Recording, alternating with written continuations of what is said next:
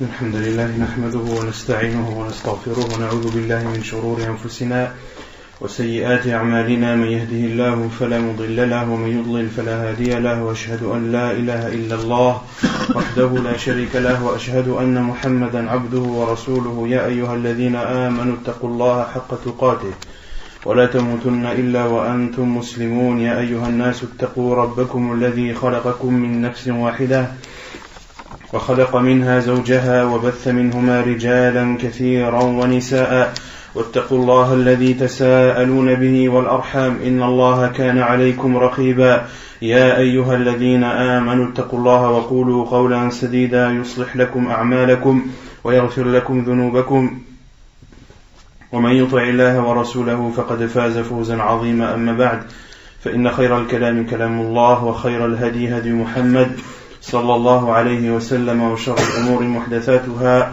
وكل محدثة بدعة وكل بدعة ضلالة وكل ضلالة في النار.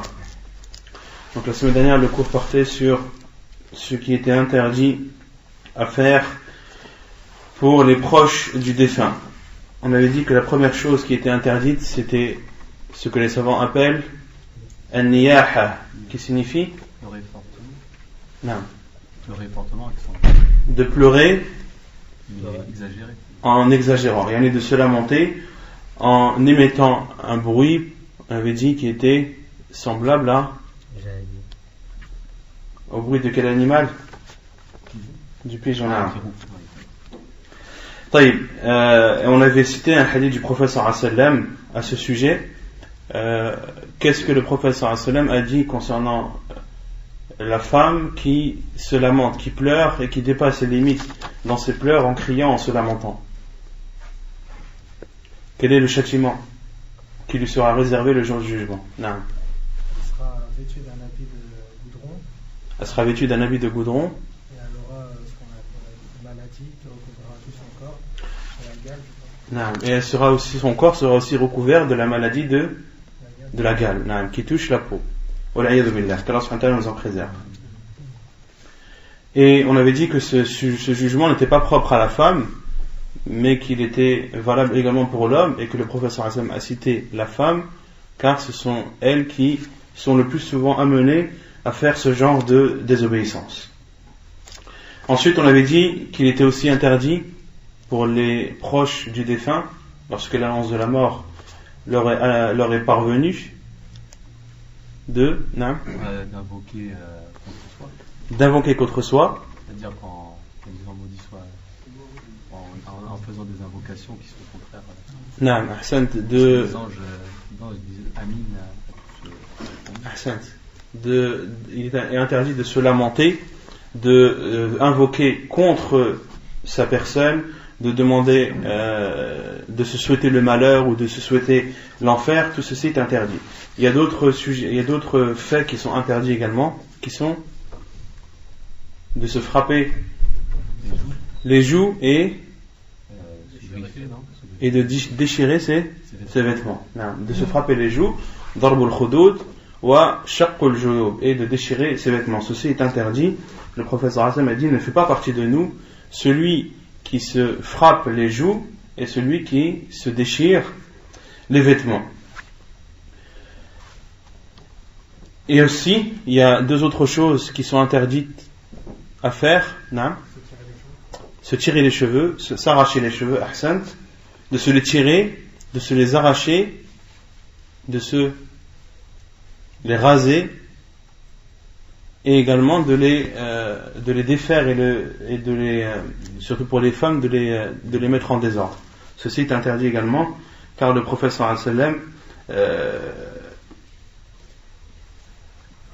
l'a interdit. Interdisez cela et prenez cela comme un pacte d'allégeance lorsque des femmes venaient lui porter pacte d'allégeance au prophète sallallahu alayhi wa sallam. Parmi les choses qu'il leur demandait, de ne pas se griffer les joues et de ne pas défaire et démêler leurs cheveux.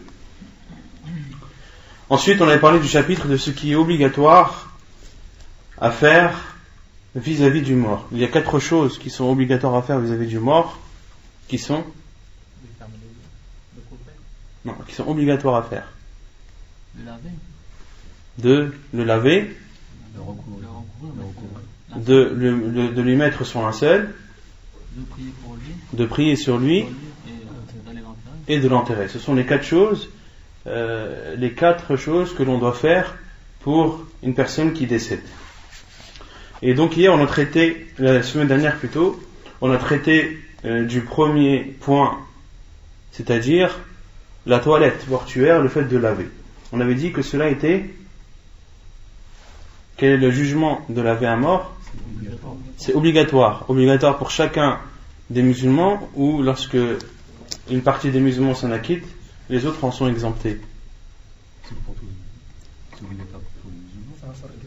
C'est obligatoire pour tout musulman. C'est obligatoire lorsqu'une partie des musulmans s'en est acquittée. Non. Donc c'est un fard kifa'i. C'est une obligation pour la communauté, et à partir du moment où une partie de la communauté s'en acquitte, les autres en sont exempts. Quelle est la preuve?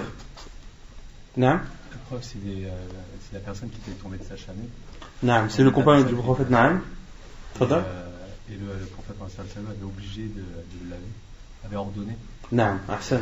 C'est le compagnon du prophète sallallahu qui est décédé, qui est tombé de sa chamelle le jour de Arafah, et le prophète sallallahu a dit à ses compagnons: Irsiluhu bima'in wa sidr, lavez-le avec de l'eau mélangée à du jujubier. Et le fait que le prophète sallallahu ait dit à ses compagnons lavez-le, cela veut dire que lorsqu'une partie de la communauté s'en acquitte, les autres en sont exempts. Ensuite, on avait parlé de la description du lavage, de la toilette du mort. Qu'est-ce qu'on avait dit? Premièrement, qu'est-ce qu'il est? Par quoi devons-nous commencer lorsque l'on lave un mort? Non? Non. Non, Fadda? De commencer par la partie droite de son corps, et de commencer par... Non? Non. Ahsan. De laver les membres des ablutions, qui sont au nombre de 4, et qui sont les pieds, le visage, et les pieds, non, les mains et la tête. On avait dit que la tête devait être essuyée ou lavée? Essuyée. Ensuite, donc ça c'est la chose par laquelle on doit commencer lorsqu'on lave un mort, de commencer à laver les parties de ses ablutions. Ensuite, de laver son corps entièrement, au minimum combien de fois? 3 fois. Si le fait de le laver 3 fois n'est pas suffisant, le laver alors 5 fois. Si cela n'est pas suffisant, 7 fois, ainsi de suite. Et le nombre doit être toujours impair, car le prophète sallallahu alayhi wa sallam a dit, lorsque des femmes ont lavé sa fille Zaynab radhiyallahu anha, le prophète sallallahu alayhi wa sallam a dit lavez-la 3 fois, sinon 5 fois, sinon plus, si vous en voyez la nécessité. Le prophète sallallahu alayhi wa sallam est passé de 3 à 5. Donc les savants ont déduit que le nombre de lavage, le nombre de fois que doit être lavé le mort doit être impair. Et de le laver avec de l'eau mélangée à du jujubier. De l'eau mélangée à du jujubier, où les savants ont dit, ou ce qui est similaire, c'est-à-dire comme tout produit nettoyant ou toutes sortes de savons. Et si tu n'as pas de jujubier, alors lave-le avec de l'eau mélangée à du savon ou mélangée à du gel douche. Il y a quelque chose de moussant, quelque chose qui permet de laver le mort convenablement. Et durant le dernier lavage, de mélanger l'eau à du camphre. De mélanger l'eau à du camphre. Et si camphre il n'y a pas, de mélanger l'eau à du parfum. Car le but du dernier lavage, c'est de parfumer le mort. Donc on avait cité la semaine dernière à peu près une description du lavage d'un mort.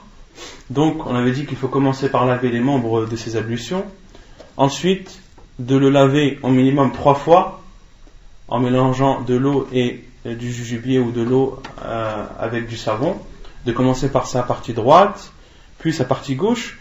Et on avait dit que il y avait certaines choses à faire qui n'ont pas été rapportés dans la sunna du prophète sallallahu alayhi wa sallam, certes, mais qui sont nécessaires à connaître.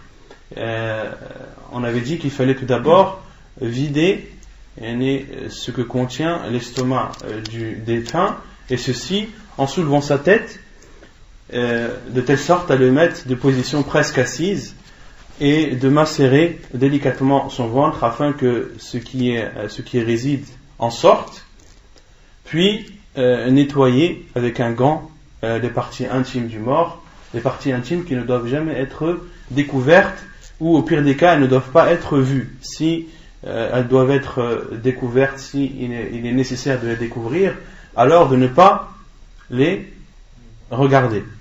Donc de nettoyer avec un gant autant de fois que nécessaire, et ensuite de changer de gant et de laver le mort 3 fois, en commençant par la partie droite de son corps, puis la partie gauche. Et on avait dit qu'il était aussi demandé de lui tailler la moustache si besoin il y a, et de nettoyer ses aisselles si besoin il y a, de couper ses ongles si besoin il y a, et certains savants disent même qu'il est demandé de le coiffer, le défunt si besoin il y a.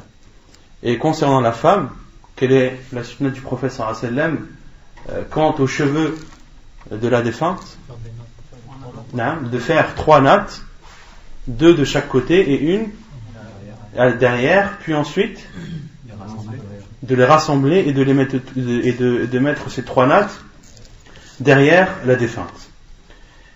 Et si besoin il y a aussi, c'est de mettre du coton dans les narines du défunt et dans ses orifices pour protéger son linceul de toute impureté, et du sang qui pourrait sortir de ses narines ou de sa bouche, ou autre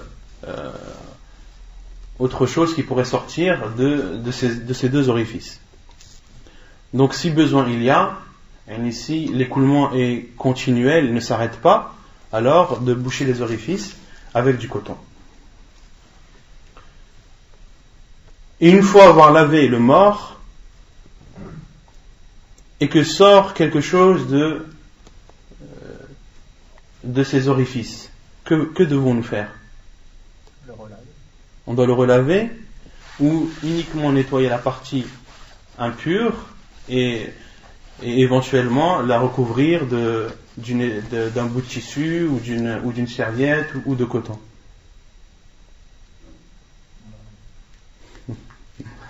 Cheikh Ibn Taymiyyah rahimahullah a dit qu'il n'y a pas besoin de le relaver, que le mort, lorsqu'il était lavé et que par la suite quelque chose sort, il suffit uniquement de nettoyer cette partie et de la boucher, et ensuite de lui mettre son linceul, et nul besoin de le relaver.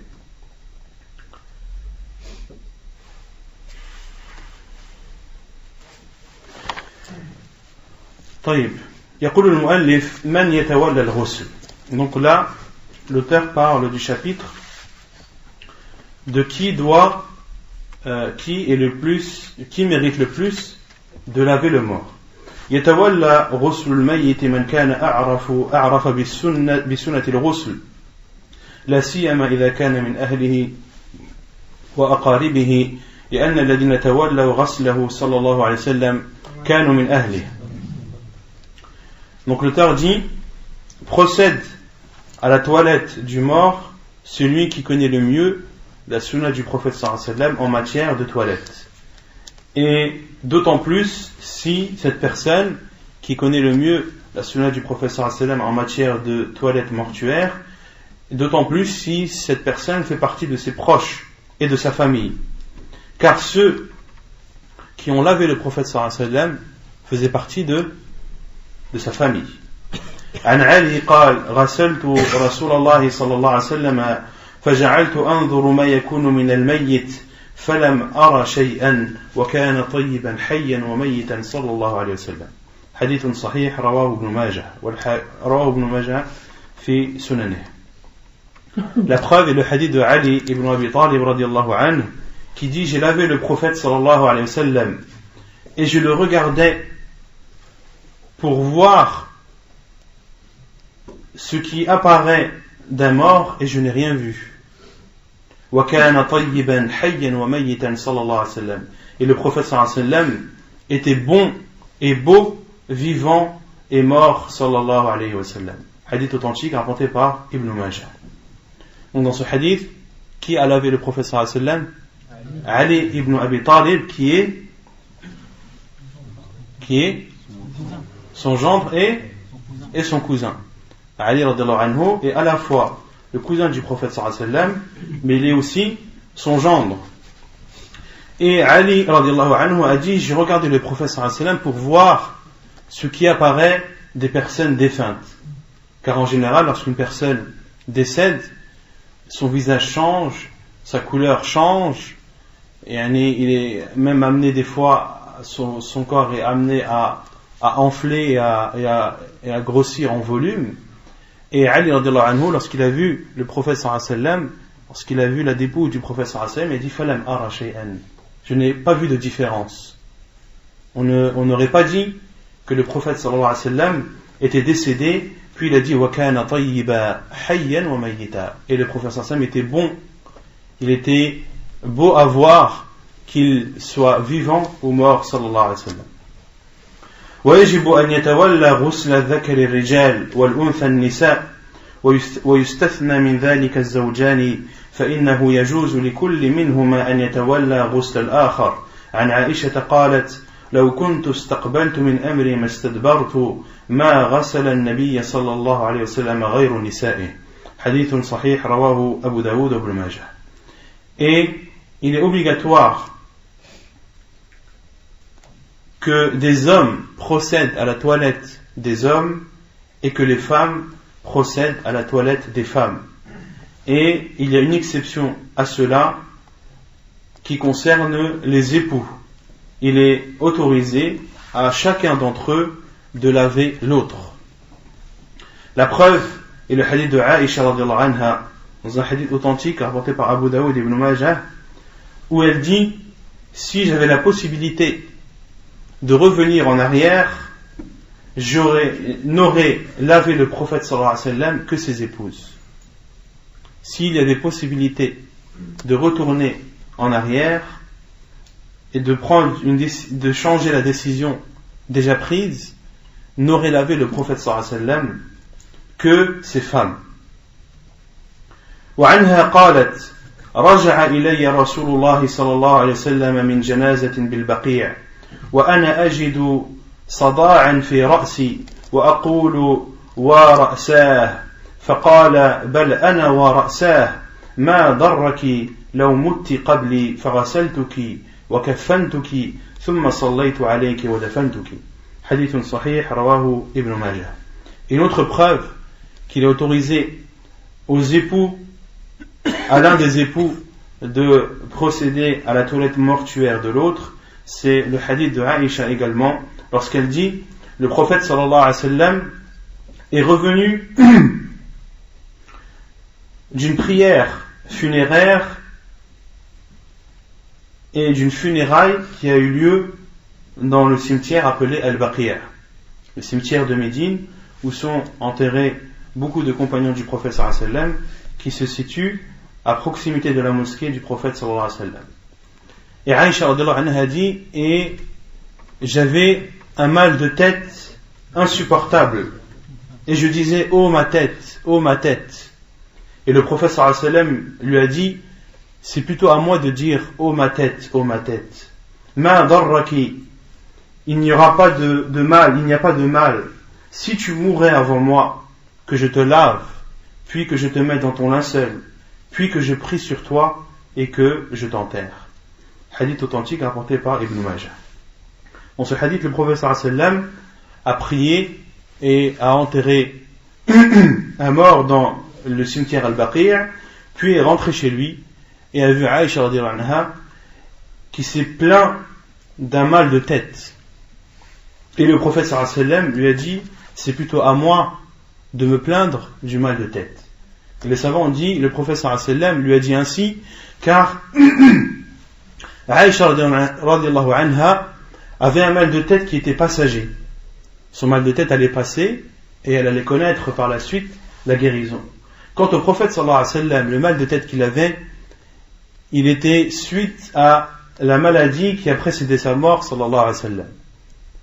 Et il se plaignait du mal de tête et a dit à Aïcha, c'est plutôt à moi de me plaindre du mal de tête. Et les savants ont déduit de ce hadith qu'il est autorisé à celui qui est malade et qui souffre et qui éprouve de la douleur, il lui est autorisé de se plaindre et de le montrer et de le dire, comme l'a fait le prophète sallallahu alayhi wa sallam. Puis il lui a dit, il n'y a pas de mal si tu mourrais avant moi, que je te lave, que je te mette dans ton linceul, puis que je prie sur toi et que je t'enterre. Donc il y a dans ce hadith une preuve évidente que il est autorisé au mari de laver sa femme comme il est autorisé à la femme de laver son mari.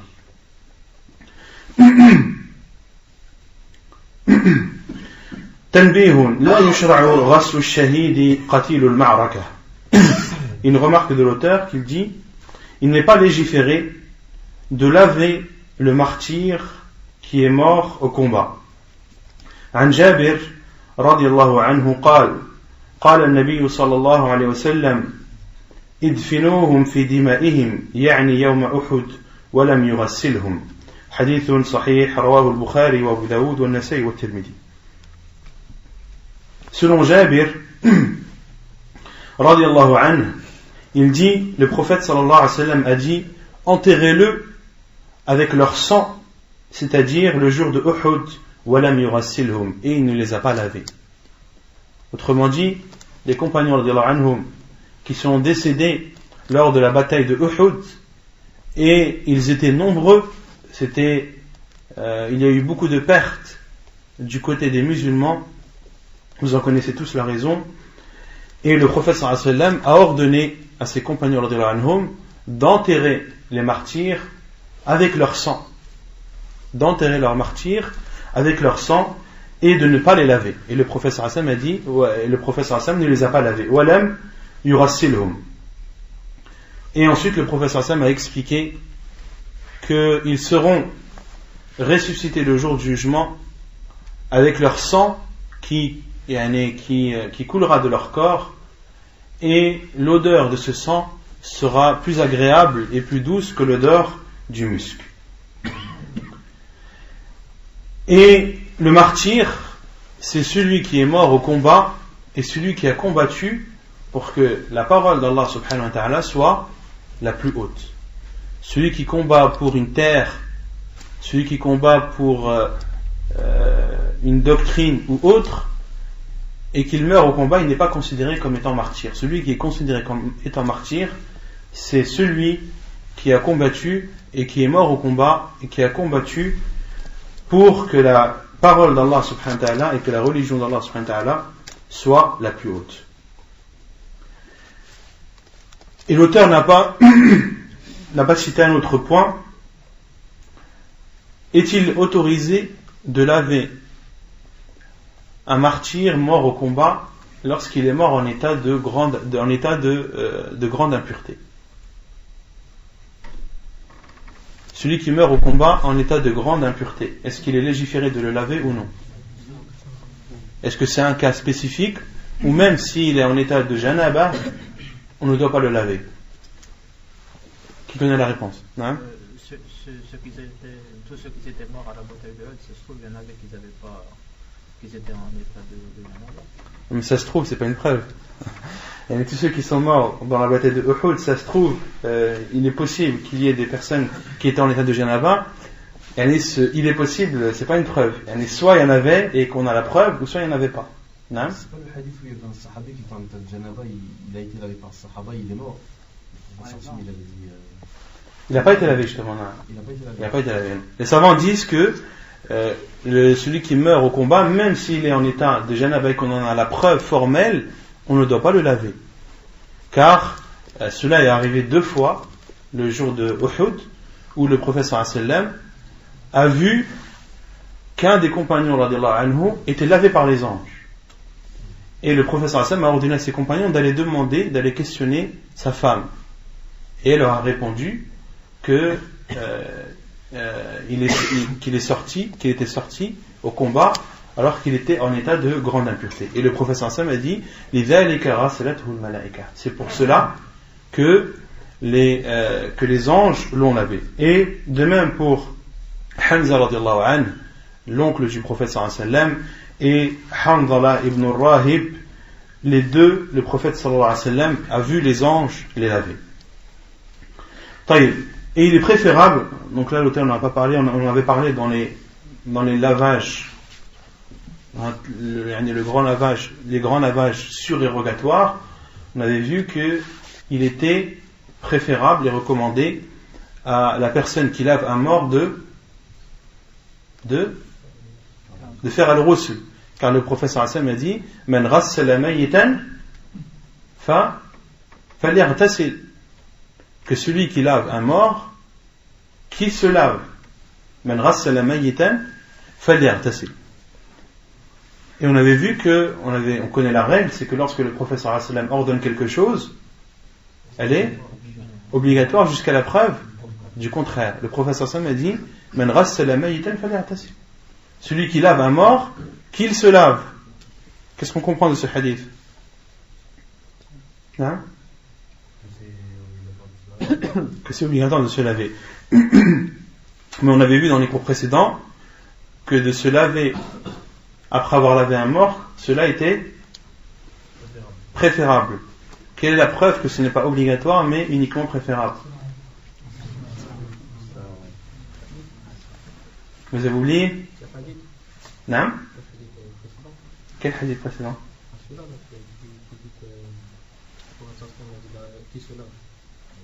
Ça prouve l'ordre, l'obligation. On avait vu dans les cours précédents que de laver un mort pour celui de se laver après avoir lavé un mort, cela était préférable. Quelle est la preuve que ce n'est pas obligatoire mais préférable? Sûrement que le prophète sallam ne l'a pas fait. Non, il y a un autre hadith qui nous prouve cela. Il avait dit, je crois, un compagnon qui ne pas se laver. Le prophète sallam a dit Laysa ala man ghasala mayitan. Le prophète sallam a dit que celui qui lave, qui n'a pas besoin de se laver, celui qui a lavé le mort, qu'il se contente de se laver les mains. Et le prophète sallam a donné l'explication fa inna mayitakum laysa binajis, car vos morts ne sont pas des impurs. Et les savants ont déduit de ce hadith que le prophète sallam a dit que le minimum était de se laver les mains. Et il n'a pas parlé dans ce hadith de se laver et de faire le grand lavage. Et il y a une autre preuve, le hadith de Omar ibn Khattab radiyallahu anhu, qui dit Kunna naghsilu al-amwat faminna man yaghtasil wa minna man la yaghtasil. La parole de Omar ibn Khattab radiyallahu anhu qui dit au temps du prophète sallallahu alayhi wa sallam, nous lavions les morts et parmi nous des personnes se lavaient, c'est-à-dire par la suite, et d'autres ne se lavaient pas. طيب. ثانيا الكفن. Donc là c'était tout ce qui concernait la toilette mortuaire. Non. Mais faut-il avoir le dos pour laver le mort ou Non. Faut obliger d'avoir... Non. Ce n'est pas une condition d'avoir les ablutions pour laver un mort. Non. ثانيا الكفن. Deuxièmement, le linceul. Deuxièmement, c'est-à-dire la deuxième chose que l'on doit faire obligatoirement vis-à-vis du défunt. والكفن والكفت معنى واحد. Et al-kafan ou bien al-kaftu en arabe signifie la même chose et il signifie le fait de recouvrir. Le fait de recouvrir. D'où la parole d'Allah subhanahu wa ta'ala وَجَعَلَ الْأَرْضَ كِفَاتًا dans Surat Al-Insan وَجَعَلَ الْأَرْضَ كِفَاتًا que la terre rassemble وَجَعَلَ الْأَرْضَ كِفَاتًا أَحْيَاءً وَأَمْوَاتًا que la terre rassemble que ce soit les morts comme les vivants.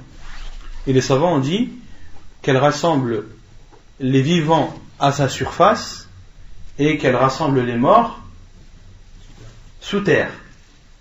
Et le terme kaft signifie recouvrir et c'est un synonyme de kafan. Donc le linceul en arabe, al-kafan, signifie le fait de recouvrir. Et il est appelé ainsi car il recouvre le mort. ووجوبه مأخوذ من أمر النبي صلى الله عليه وسلم به في حديث المحرم الذي وقصته ناقته اغسلوه بماء وسدر وكفنوه في ثوبين.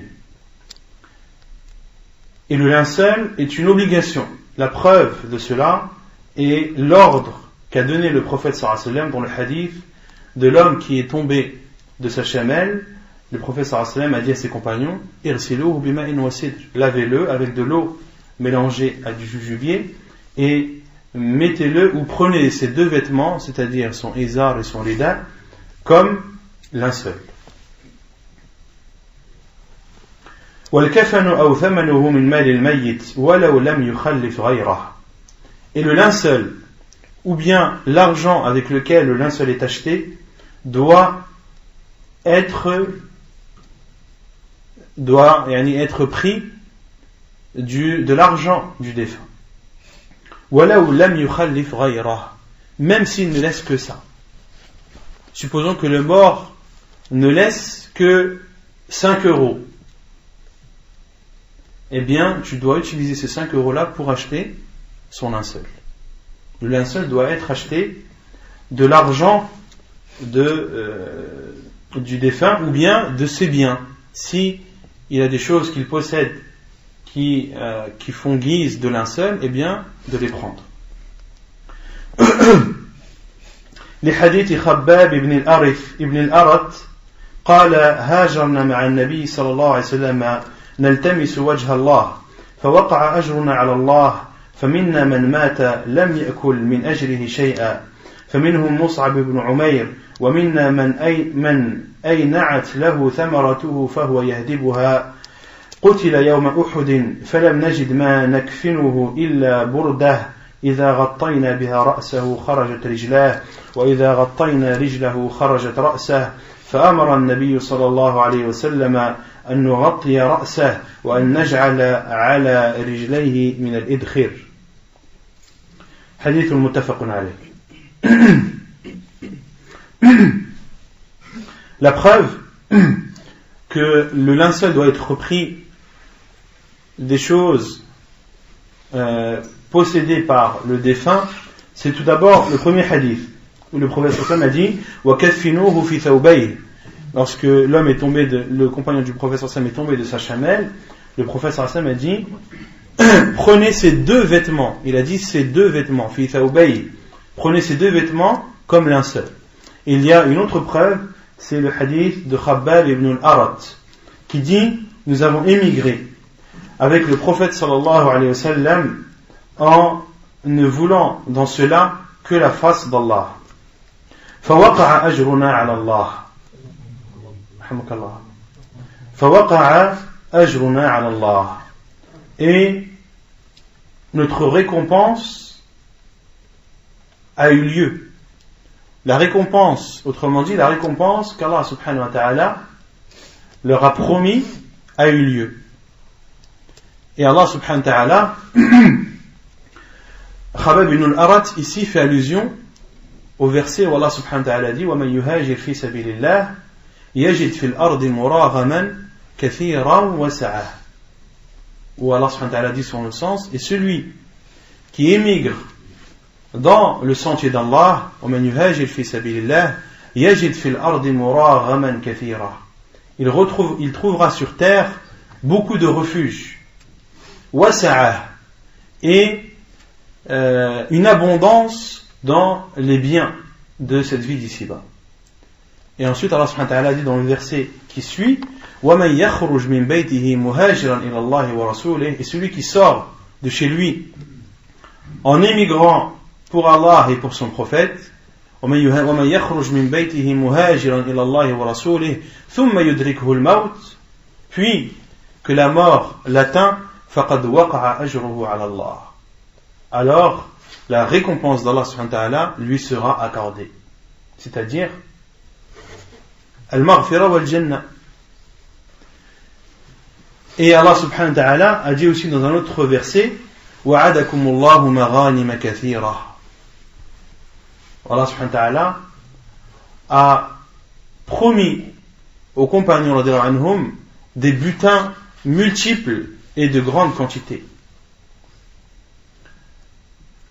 Pour ceux qui ont émigré, que par la suite, après leur émigration, il y aura des batailles et des batailles qui seront fructueuses en matière de butin.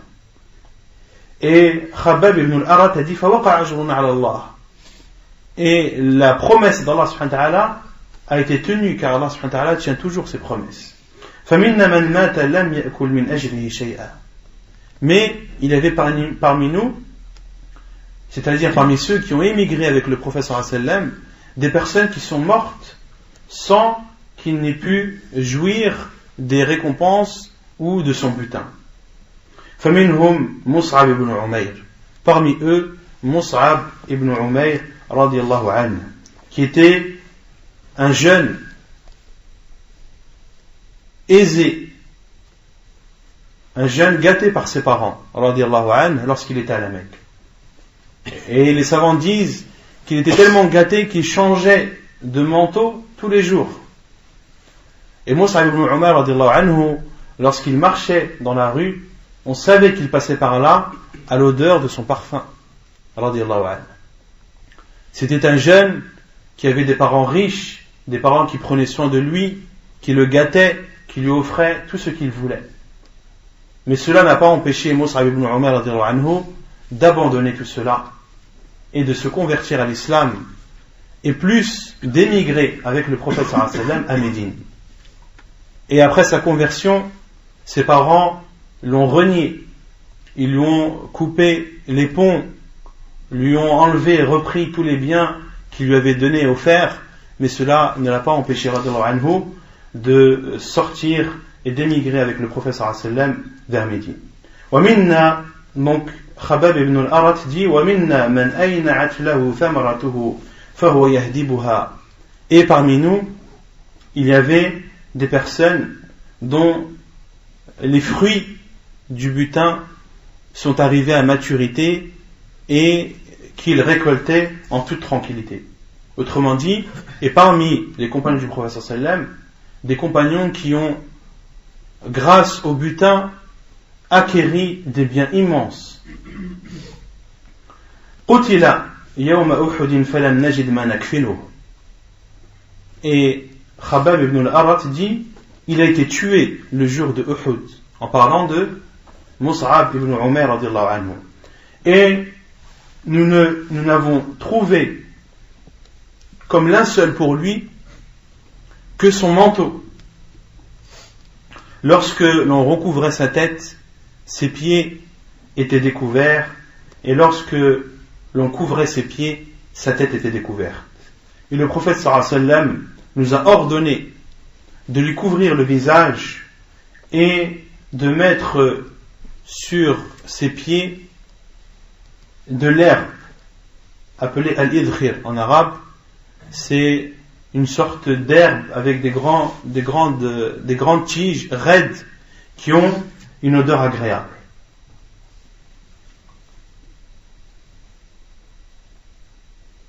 والواجب من الكفن ثوب يستر جميع البدن فإن لم يوجد إلا ثوب قصير لا يكفي لجميع البدن غطي رأسه وجعل على رجليه من الإدخر كما في حديث خباب. Dans ce hadith de Khabbab ibn al-Harith, on en déduit tout d'abord que le linceul doit émaner du mort, soit que c'est sa propriété, ou bien que le linceul doit être acheté de son argent. Car, quel était le linceul de Mus'ab ibn Umayr? C'était son manteau. Et on en déduit de ce hadith également qu'il est autorisé d'utiliser des vêtements comme linceul. Qu'il est autorisé d'utiliser des vêtements comme linceul, car le manteau est un vêtement. De même qu'on en déduit de ce hadith qu'il est autorisé d'utiliser comme linceul ne serait-ce au minimum qu'un seul vêtement. que d'utiliser 3 étoffes ou 3 vêtements n'est pas obligatoire, c'est ce qu'il y a de mieux, de préférable, mais ce n'est pas obligatoire. Ce qui est obligatoire, c'est d'utiliser au moins un vêtement. Et on en déduit aussi de ce hadith qu'il est obligatoire que le linceul recouvre la totalité du corps. Car le manteau de Mus'ab ibn Umayr, lorsque sa tête était découverte, ses pieds étaient découverts, et lorsque ses pieds étaient couverts, sa tête était découverte. Le prophète sallallahu alayhi wa sallam a ordonné de couvrir sa tête, et est-ce qu'il leur a dit laissez les pieds découverts? Non, il leur a ordonné de les couvrir avec de l'herbe qui a une bonne odeur. Et les savants ont déduit que le prophète sallallahu alayhi wa sallam, s'il a ordonné qu'on couvre ses pieds, c'est que le linceul doit obligatoirement recouvrir l'ensemble du corps du défunt.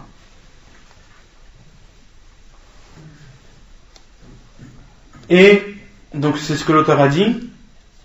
Et ce qui est obligatoire concernant le linceul, c'est que ce soit un vêtement qui recouvre l'ensemble du corps. Et si on ne trouve qu'un vêtement court qui ne suffit pas à recouvrir l'ensemble du corps, alors que soit recouvert la tête, et de mettre sur les pieds al-idkhir, qui est, comme je vous ai dit, appelé en français le jonc. C'est des herbes grandes et rigides qui sont parfumées, ou les savants disent ou tout autre feuillage, comme cela a été cité dans le hadith de Khabbab ibn al-Arat.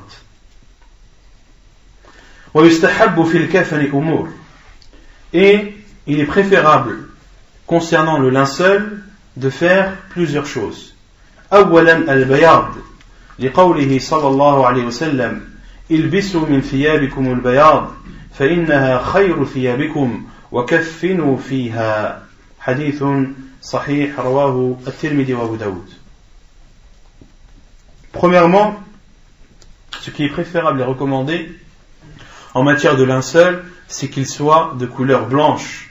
La preuve est le hadith du prophète sallallahu alayhi wa sallam lorsqu'il dit: portez des vêtements de couleur blanche, car ce sont les meilleurs des vêtements, وَكَفِّنُوا فِيهَا, et utilisez-les, c'est-à-dire ces vêtements de couleur blanche, utilisez-les comme linceul.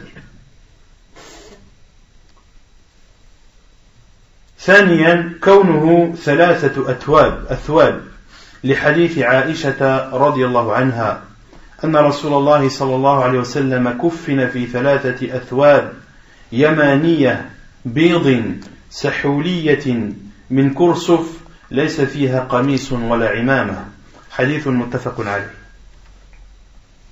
Deuxièmement, que le linceul soit composé de 3 étoffes, de 3 bouts de tissu, de 3 grandes étoffes de tissu.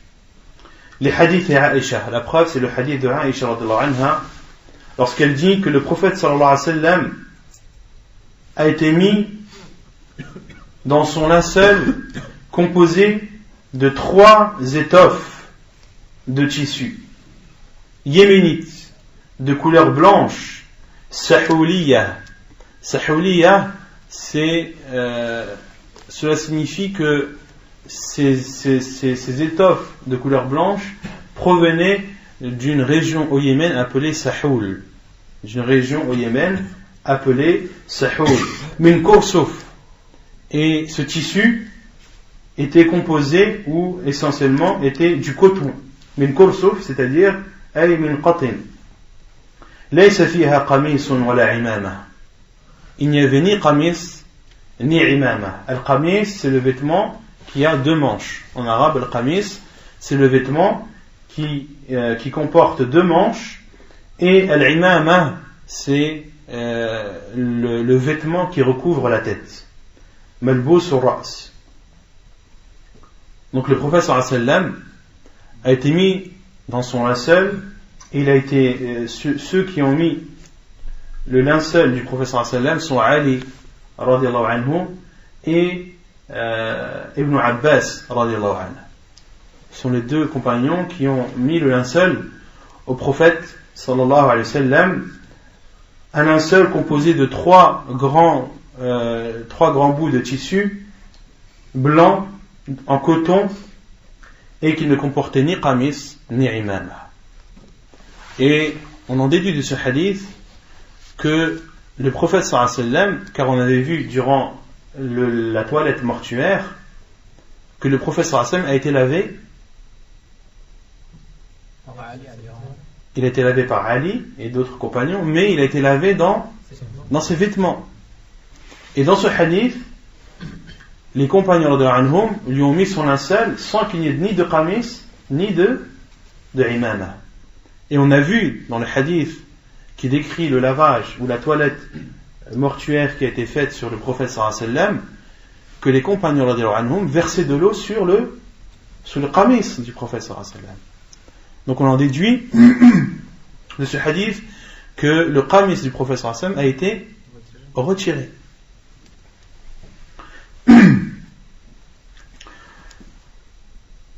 طيب ثالثا أن يكون أحدها ثوب حبرة إذا تيسر لحديث جابر بن عبد الله رضي الله عنه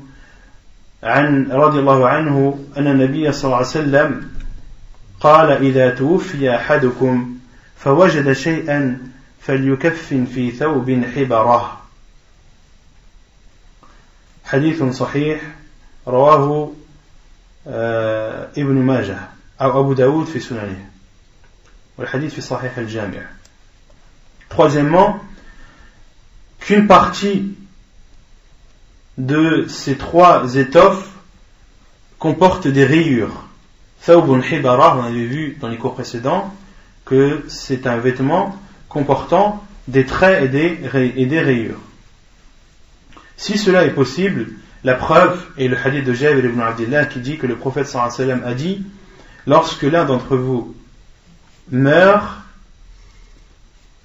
qu'il prenne comme linceul un vêtement comportant des rayures. Fi thawbin hibara.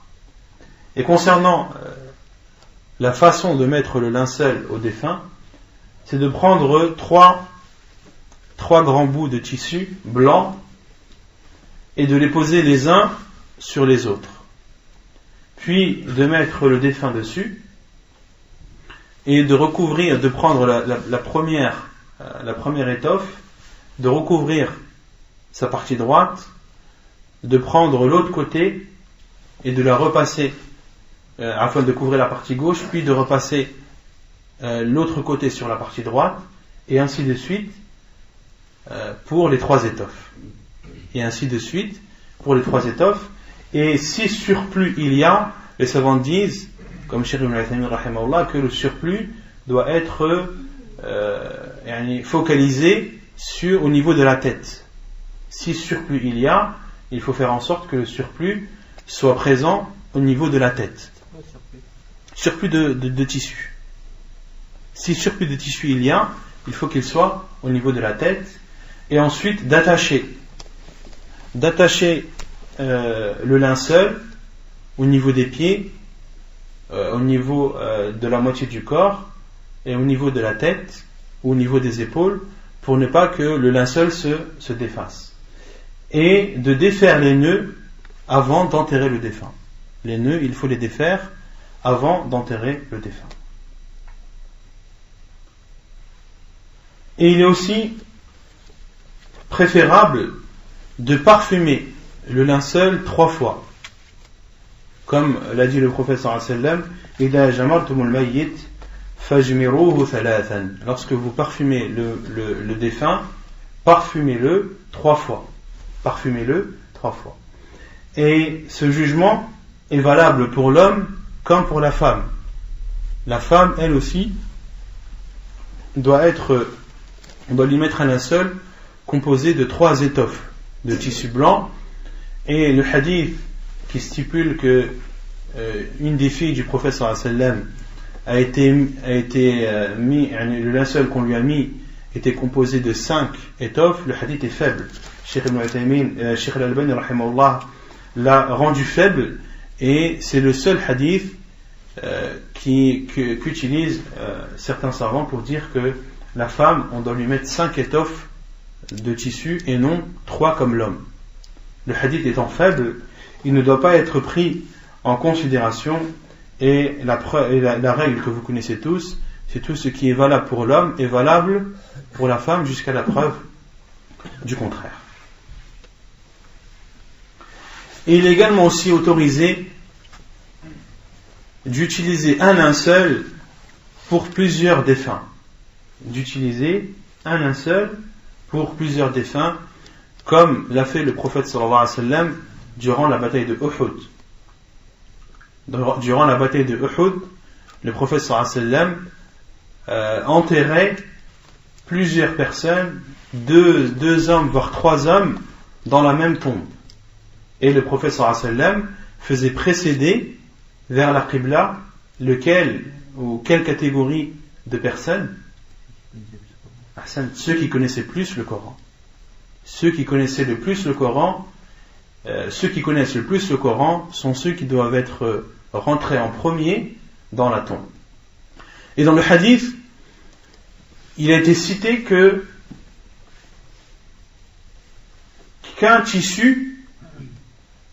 qu'on utilisait un tissu pour 2 ou 3 défunts. Et certains savants ont compris de ce hadith que pour un seul tissu, on met 3 défunts et on les recouvre de ce même tissu.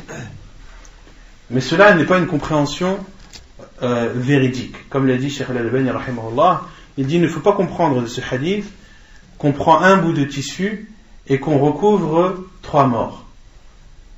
Mais ce qu'il faut comprendre du hadith, c'est qu'on prend un tissu, une étoffe, et qu'on la coupe en 3.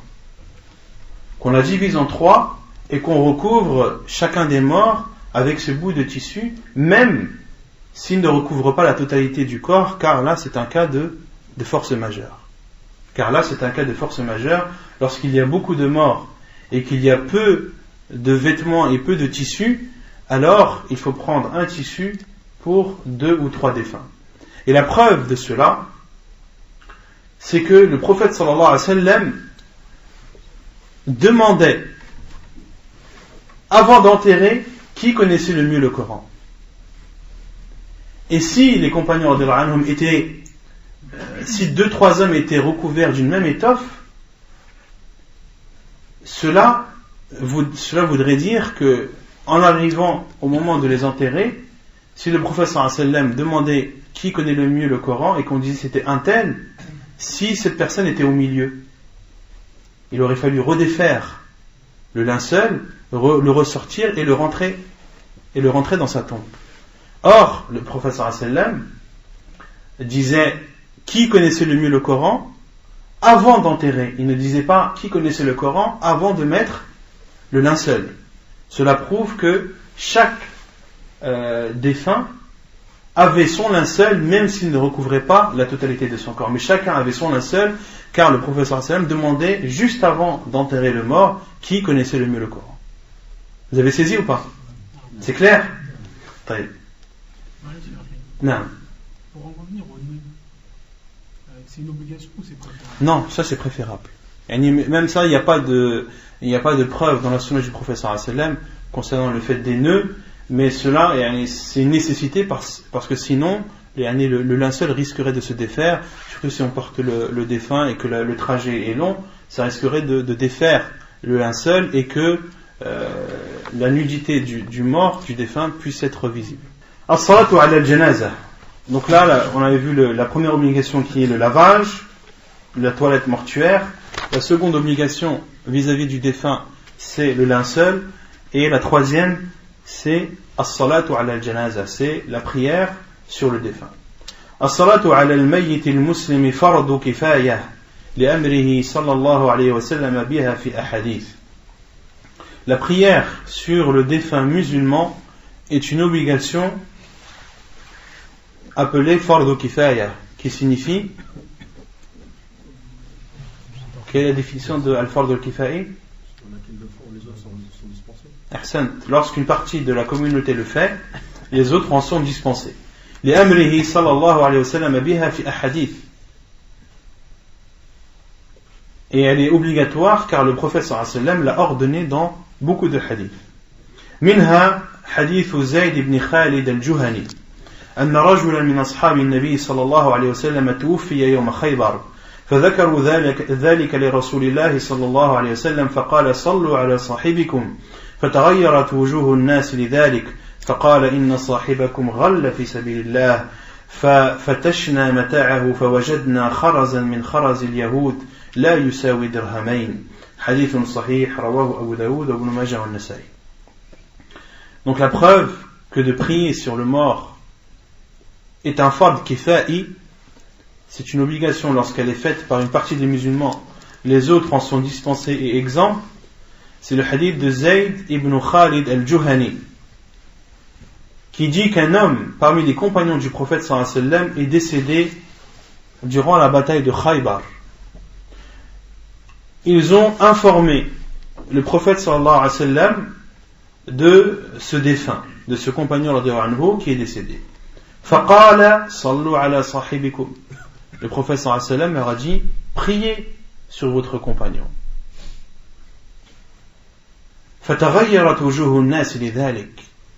Et les gens n'ont pas compris cela et leurs visages se sont crispés et ont changé. Ils étaient étonnés que le prophète sallallahu alayhi wa sallam leur dise priez sur votre compagnon. Autrement dit, vous priez sur lui, mais moi je ne prierai pas sur lui.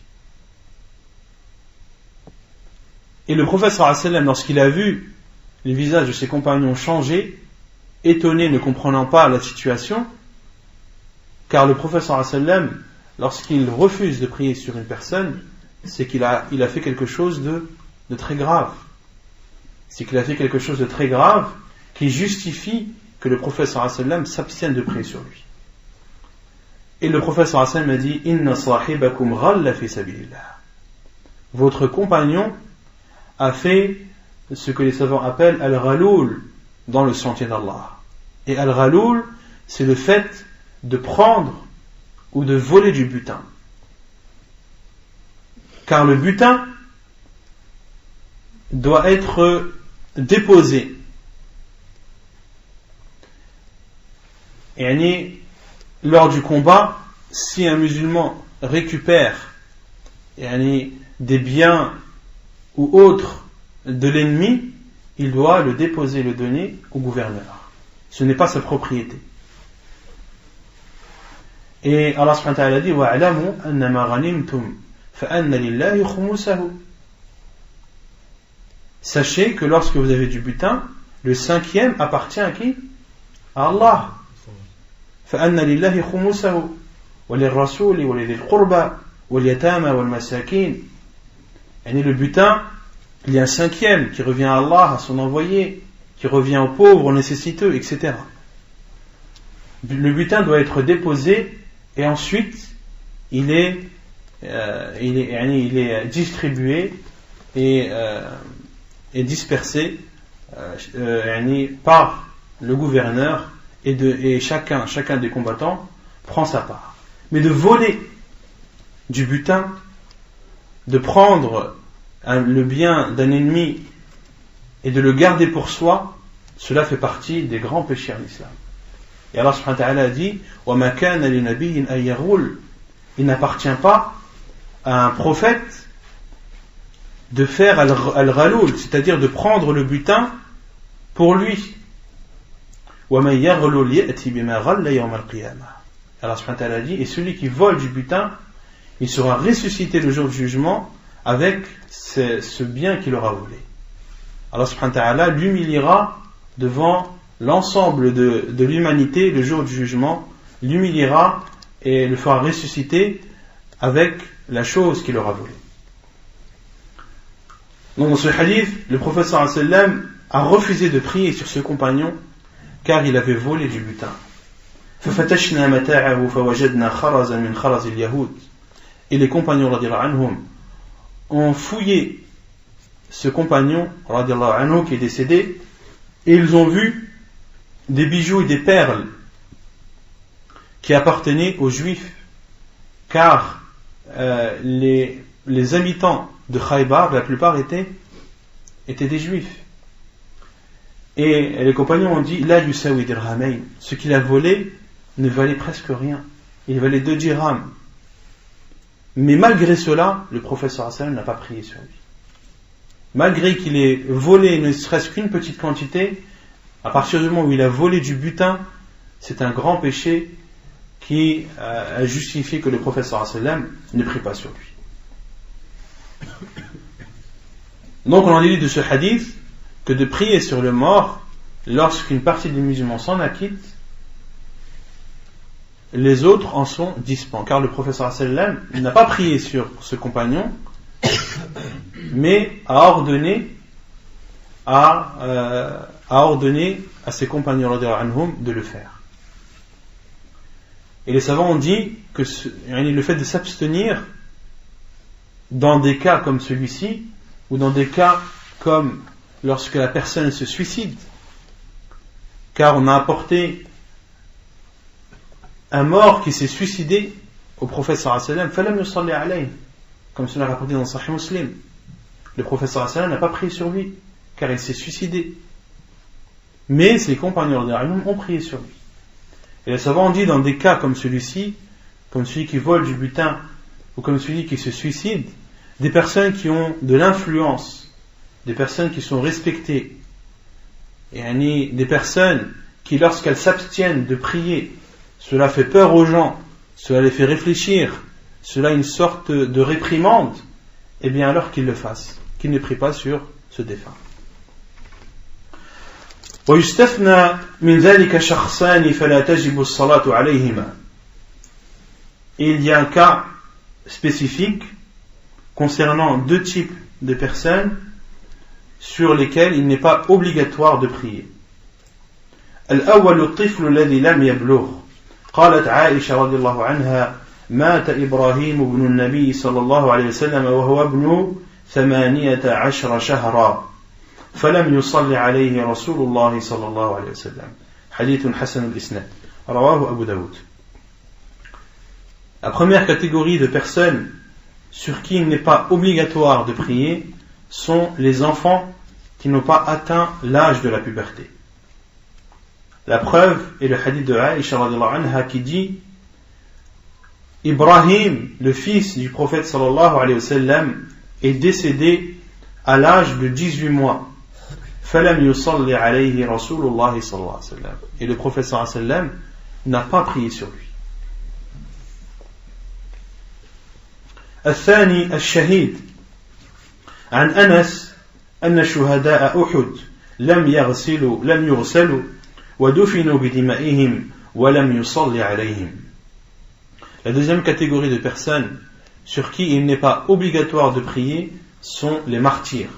La preuve est le hadith de Anas qui dit que les martyrs de Uhud n'ont pas été lavés. Ils ont été enterrés avec leur sang et il n'a pas été prié sur eux. La prière mortuaire n'a pas été faite sur eux. Le prophète sallallahu alayhi wa sallam n'a pas prié sur eux. Hadithun jugé bon, rapporté par Abu Daoud. لكن عدم الوجوب لا ينفي مشروعية الصلاة عليهما. Mais l'auteur dit, mais le fait qu'il n'est pas obligatoire de prier sur eux, cela ne signifie pas qu'il n'est pas légiféré de prier sur eux. Les enfants qui n'ont pas atteint l'âge de la puberté ou les martyrs, ce n'est pas une obligation de prier sur eux, mais il est autorisé de prier sur eux. Le fait que ce ne soit pas une obligation ne veut pas dire que c'est une interdiction. La preuve, عن عائشة قالت أوتي رسول الله صلى الله عليه وسلم بصبي من صبيان الأنصار فصلى عليه. حديث صحيح رواه النسائي. Selon Aïcha radiallahu anha, elle dit, nous avons apporté, ou il a été apporté au prophète sallallahu alayhi wa sallam un enfant parmi les enfants de l'Ansar. Il a prié sur lui. وعن عبد الله بن الزبير أن رسول الله صلى الله عليه وسلم أمر يوم أحد بحمزة فسجي ببردة ثم صلى عليه فكبر 9 تكبيرات ثم أوتي بالقتلى يصفون ويصلي عليهم وعليه معهم. Et la deuxième preuve qu'il est autorisé de prier sur, donc la première, qu'il est autorisé de prier sur les enfants qui n'ont pas atteint l'âge de la puberté, et le second hadith qui prouve qu'il est autorisé de prier sur les martyrs, c'est le hadith d'Abdullah ibn Zubayr qui dit que le prophète sallallahu alayhi wa sallam a ordonné le jour de Uhud qu'on lui apporte Hamza, son oncle, radiyallahu anhu, fasujiya bi burda. Sujiya bi burda, c'est-à-dire que son linceul était un manteau. ثم صلي عليه فكبر 9 تكبيرات. Et le prophète sallallahu alayhi wa sallam a prié sur lui, a prié sur Hamza radiyallahu anhu, et a fait combien de takbir durant cette prière? 9 takbir. C'est le nombre maximum de takbir rapporté dans la sunna du prophète sallallahu alayhi wa sallam concernant la prière du mort. ثم أوتي بالقتلى يصفون ويصلي عليهم وعليه معهم. Et puis les martyrs de Uhud ont été apportés devant le prophète sallallahu alayhi wa sallam en rang, et le prophète sallallahu alayhi wa sallam priait sur eux. Isnaduhu Hassan, jugé bon par Cheikh Al-Albani rahimahullah ta'ala. وكلما كثر الجمع كان أفضل للميت وأنفع لقوله صلى الله عليه وسلم ما من ميت تصلى عليه أمة من المسلمين يبلغون 100 كلهم يشفعون له إلا شفعوا فيه. حديث صحيح رواه مسلم والترمذي والنسائي. Et plus le nombre de personnes est grand, et mieux cela, et plus cela est meilleur et plus bénéfique pour le mort. Car le prophète sallallahu alayhi wa sallam a dit: tout mort sur qui prie une communauté de musulmans qui atteignent le nombre de 100, tous intercèdent en sa faveur sans qu'Allah subhanahu wa ta'ala accepte leur intercession sur lui. Tout mort sur qui prie une communauté de musulmans qui sont au nombre de 100, tous intercédant pour lui, Allah subhanahu wa ta'ala accepte leur intercession en sa faveur. وقوله صلى الله عليه وسلم ما من رجل مسلم يموت فيقوم على جنازته 40 رجلا لا يشركون بالله شيئا إلا شفعهم الله فيه. حديث صحيح رواه مسلم وأبو داود وابن ماجه. Et un autre hadith, c'est le hadith du prophète sallallahu alayhi wa sallam lorsqu'il dit: lorsqu'un homme musulman meurt et que prie sur lui 40 hommes qui n'associent personne, n'associent rien à Allah subhanahu wa ta'ala sans qu'ils n'acceptent leur intercession en sa faveur, c'est-à-dire en la faveur du défunt.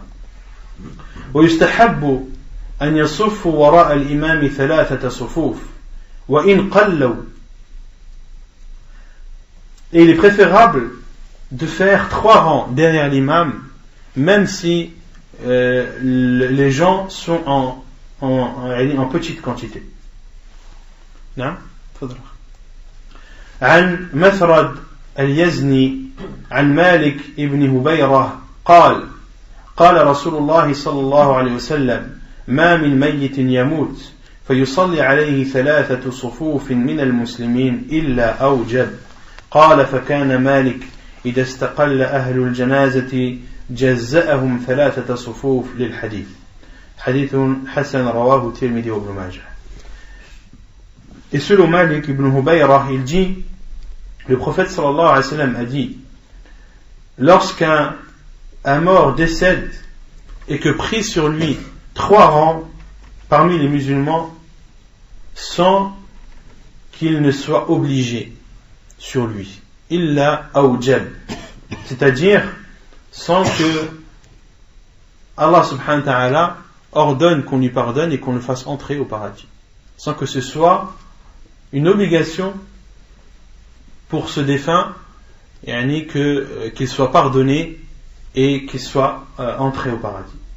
Fakana Malik, et le rapporteur du hadith Malik radiyallahu anhu a dit plutôt, lorsque les gens qui priaient sur le mort étaient en petite quantité, il les séparait en 3 rangs. il les séparait de telle sorte qu'ils fassent 3 rangs. Et le minimum d'un rang est de une personne, 2, 3, de 2 personnes, et le maximum c'est pas le maximum. Non. Comme le dit Al-Shawkani rahimahullah fi Nail al-Awtar.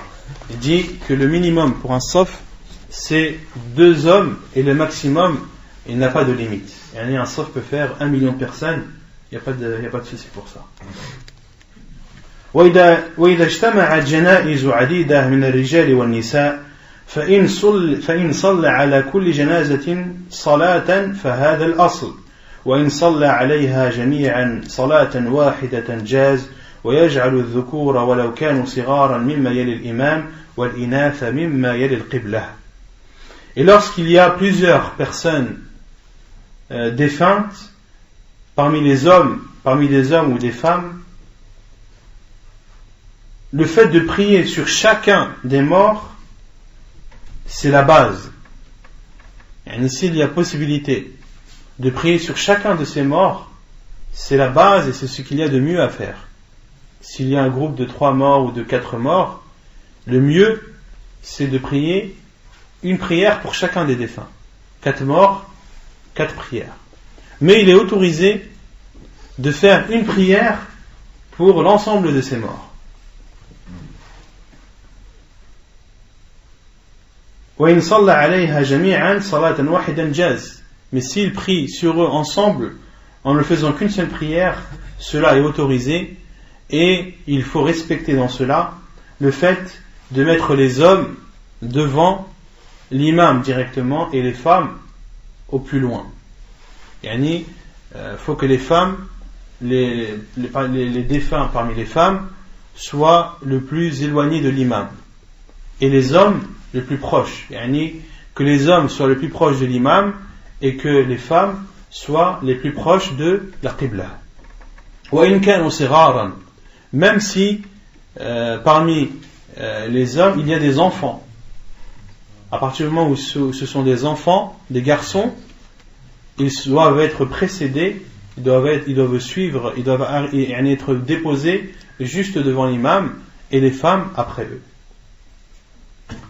La preuve, عن نافع عن ابن عمر أنه صلى على 9 جنائز جميعا فجعل الرجال يلون الإمام والنساء يلين القبلة فصفهن صفا واحدا ووضعت جنازة أم كلثوم بنت علي امرأة عمر بن الخطاب وابن لها يقال له زيد وضعا جميعا والإمام يومئذ سعيد بن العاص وفي الناس ابن عباس وأبو هريرة وأبو سعيد وأبو قتادة فوضع الغلام مما يلي الإمام فقال رجل فأنكرت ذلك فنظرت إلى ابن عباس وأبي هريرة وأبي سعيد وأبي قتادة فقلت ما هذا قالوا هي السنة حديث صحيح رواه النسائي.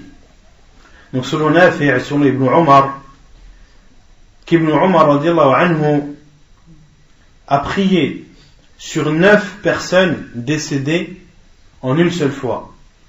فجعل الرجال يلون الإمام والنساء يلين القبلة.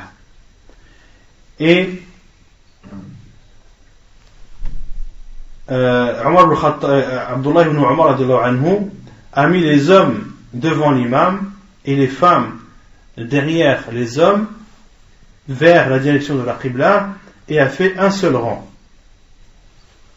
Puis a été déposée la dépouille de Kalthum bint Ali, qui était la femme de Omar ibn al-Khattab radiallahu anhu. Sa dépouille ainsi que celle de son fils appelé Zayd a été déposée ensemble, au même niveau. والإمام يومئذ سعيد بن العاص, et l'imam à l'époque était Sa'id ibn al-As. Et parmi les gens qui ont prié, il y avait Ibn Abbas, Abdullah ibn Abbas, Abu Huraira, Abu Sa'id et Al-Khudri, wa Abu Qatada et Abu Qatada, et l'enfant a été posé devant l'imam et sa mère vers la direction de la Qibla. فقال رجل فأنكرت ذلك. Et un homme a contredit cela. Il a contredit le fait que l'enfant soit mis juste devant l'imam et que sa mère soit mise après. فنظرت إلى ابن عباس, donc c'est Ibn Umar radiallahu anhu qui parle. J'ai regardé Ibn Abbas et Abu Huraira et Abu Sa'id al-Khudri et Abu Qatada, et je leur ai dit, qu'est-ce que cela? Ils ont dit, hiya sunnah. Ils ont dit, ainsi est la sunnah du prophète sallallahu alayhi wa sallam, c'est-à-dire que même lorsque le garçon est de bas âge et qu'il est accompagné de sa mère, il doit être déposé devant l'imam et sa mère juste après, le plus proche de la qibla. ونكتفي بهذا القدر وسبحانك اللهم وبحمدك أشهد أن لا إله إلا أنت أستغفرك وأتوب إليك.